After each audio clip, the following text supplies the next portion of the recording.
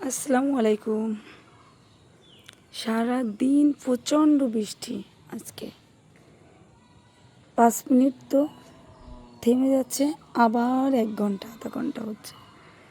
তো এই বৃষ্টি থামার পরে হালকা পাতলা যখন আকাশে এক ঝলক রোদের একটু দেখা মিলল, সে মুহূর্তে টুক করে চলে আসলাম আমার এই ছোট্ট ছাদ বাগানে।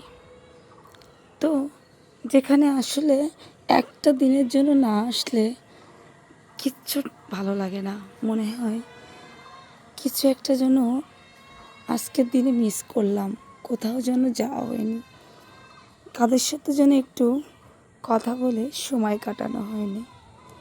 ঠিক তেমনই করে ছাদে এসেই আমার এই যে ছোট্ট ছাদ বাগান থেকে এই যে কুড়িয়ে পেলাম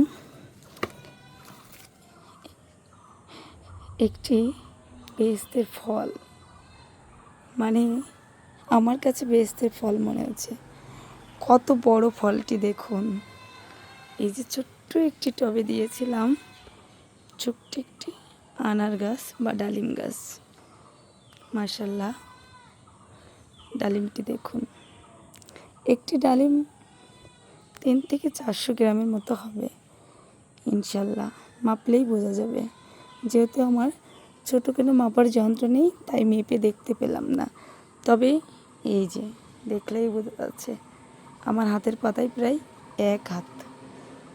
তো আর কি লাগে বলুন। এই ছোট্ট ছাদ বাগানে সারাদিন, এই যে সারা বছর কঠোর পরিশ্রম করে এইটুকুই আলহামদুলিল্লাহ। তো অবশ্যই এটি কেটে দেখাবো। এখন আমার মেয়েটাও ঘুমাচ্ছে, ছেলেটাও বাসায় নেই। যখন ওরা বাসায় থাকবে তখন কেটে দেখাবো। ফলটি কিন্তু এখনও পাকেনি, তবে আমার একটু ভুলের কারণে ফলটা এখান থেকে ঝরে পড়েছে। এই যে এইটুকু চিকন একটা ডালে এর ভারটা সামলাতে পারেনি, এই জন্য এটি মাটিতে পড়ে গেছে। তো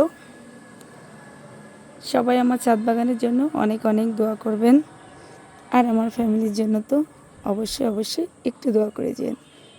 সবাই ভালো থাকুন, সুস্থ থাকুন। আল্লাহ হাফিজ।